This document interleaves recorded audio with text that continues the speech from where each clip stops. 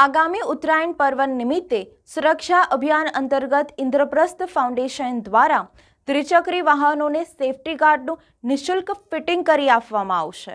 ઉત્તરાયણ પર્વને સુરક્ષિત પર્વ બનાવવા વડોદરા ઇન્દ્રપ્રસ્થ ફાઉન્ડેશન દ્વારા નવતર અભિયાન સુરક્ષા અભિયાન અંતર્ગત ઉત્તરાયણમાં પતંગના માંજાથી વાહન ચાલકોના ગળા કપાવવાની ઘટના અટકાવવા ત્રિચક્રી વાહનોને નિઃશુલ્ક સેફટી ગાર્ડ લાવી આપવામાં આવશે।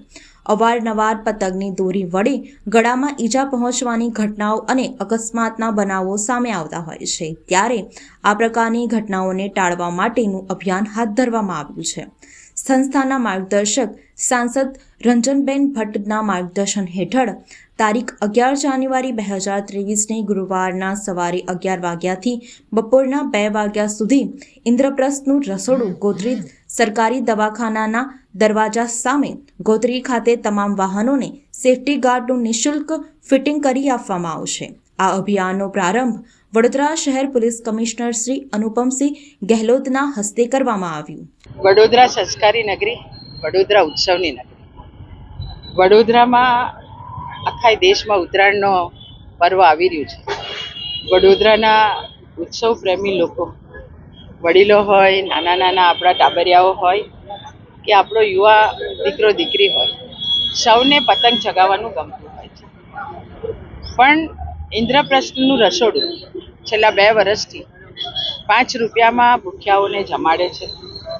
તો એની સાથે સાથે ઉત્તરાયણના પર્વમાં ઉત્સવ લોકો મનાવે છે, તો સાથે લોકોનું ઉત્સવની સાથે જે દોરાનો પતંગનો દોરો હોય છે એનાથી ઘણાના બાઇક પર જતા, એક્ટિવા પર જતા કે સાયકલ પર જતા ગળું પણ કપાતું હોય છે। અને આ અઘટિત ઘટના ન થાય એના માટે આજે અહીંયા પોલીસ કમિશનર શ્રી અનુપમશ્રી ગેહલોત સાહેબ અને સૌ ઇન્દ્રપ્રસ્થના રસોડાના તમામ અમારા સહપાઠીની ઉપસ્થિતિમાં અહીંયાથી જેટલા બાઇક લઈને જાય છે એમને બાઇકની આગળ સળીઓ, જેનાથી એમને પ્રોટેક્શન મળે છે। કદાચ દોરો આગળથી પસાર થતો હોય તો એ સળીઓ રોકી લે છે। એ કામ આજે ઇન્દ્રપ્રસ્થના રસોડાએ આજે આ કર્યું છે।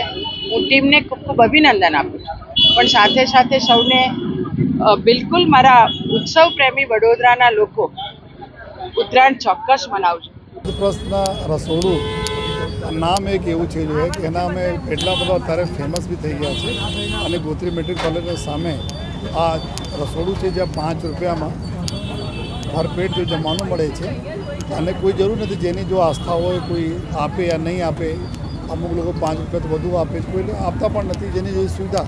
પરંતુ સૌથી સારી બાબત એવું છે કે અન્ન જો એક તરસે અહીંયા વ્યવસ્થા કરવામાં આવી છે અને ઘણા બધા લોકો બહાર ગામથી અહીંયા આવતા હોય, જ્યારે મેડિકલ કોલેજમાં આપણે દર્દીઓને લઈને આવતા હોય છે, ત્યારે એને સામે કોઈ એકદમ નીટ અને ક્લીન વ્યવસ્થા ખૂબ સરસ દિલથી જો સેવા જો થઈ રહી છે જો આમાં આપણા સાંસદ શ્રીમતી રંજનબેન ભટ્ટ અને એના પૂરી આખી રસોડુંનો ટીમના હું ખૂબ ખૂબ અભિનંદન આપું છું। જોઈએ આ ખૂબ સરસ જો લોકોને સેવા બદલ જોઈએ અને અમે ચોખ્ખાઈ અને નીટનેસ જોયા, એનાથી આપણને ખૂબ ખુશી થઈ કે લોકો જો બહારથી આવે છે એના લાગે જો કેટલા સરસ માહોલમાં, એને માટે જો પૂરી ટીમ સેવા કરી રહી છે। તો ઈશ્વર ખૂબ શક્તિ આપે પૂરી ટીમને જોઈએ અને આ પ્રકાર લોકોને સેવા કરતા રહે જો એવી મારે હું ખૂબ ખૂબ શુભેચ્છા પૂરી ટીમને આપણા ઉત્તરાયણમાં લોકો પતંગબાજી કરતા હોય છે ત્યારે દોરીના એનાથી ગલા લોકોના જો બહુ ઇન્જરી થઈ જતી હોય છે અને એને લઈને જો એક સેફટી જો રોડ હોય છે જો 2 વ્હીલરને બહાર લગાવવા માટે, એના આજે ઇન્દ્રપ્રસ્થ ફાઉન્ડેશન ટ્રસ્ટ તરફથી વડોદરા શહેર પોલીસ તરફથી જો એના આયોજન કરવામાં આવેલા છે। એના અત્યારે ખૂબ મોટી સંખ્યામાં લોકો પોતે ગાડી રોકીને પોતે મતલબ રોકાઈને લોકો જો આપણે ગાડીમાં ફિટ કરાવી રહ્યા છે જો અને લોકોથી મારી અપીલ પણ એવું છે કે આ જો ચાઇનીઝ દોરી, નાયલોન દોરી આ બધાનો ઉપયોગ નહીં કરવો, આ બધે પ્રતિબંધિત બી છે, આ ગુનાહિત પ્રવૃત્તિ છે। સાથોસાથ એનાથી ઉપયોગ કરવાથી માનવ જીવન ઉપર બી ખતરો રહે છે અને પશુ પક્ષીઓ પર બી ખતરા રહે છે। તો જેથી બધા લોકો ખૂબ એન્જોય કરો, મકર સંક્રાંતિ ઉત્તરાયણ એન્જોય કરો, પતંગબાજી કરો, પરંતુ સાથે સાથે થોડા ધ્યાન રાખીએ તો અમે બીજા લોકોને બી સેફટીને ધ્યાનમાં રાખી શકીએ। ઇન્દ્રપ્રસ્થ યુવક મંડળ આયોજિત ઇન્દ્રપ્રસ્થનું રસોડું જે ગોત્રી મેડિકલ કોલેજની સામે છે, અવિરત સેવા ભોજન પૂરું પાડે છે।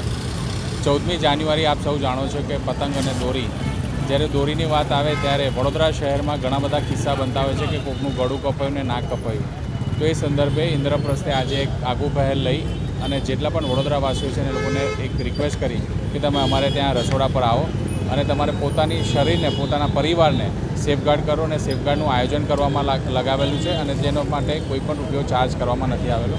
એ સંદર્ભે અમારા માતૃતુલ્ય શ્રીમતી રંજનબેન ભટ્ટ જે મેમ્બર ઓફ પાર્લામેન્ટ છે અને વડોદરા શહેરના કમિશનર ઓફ પોલીસ ગેહલોત સાહેબ પણ ઉપસ્થિત રહ્યા હતા.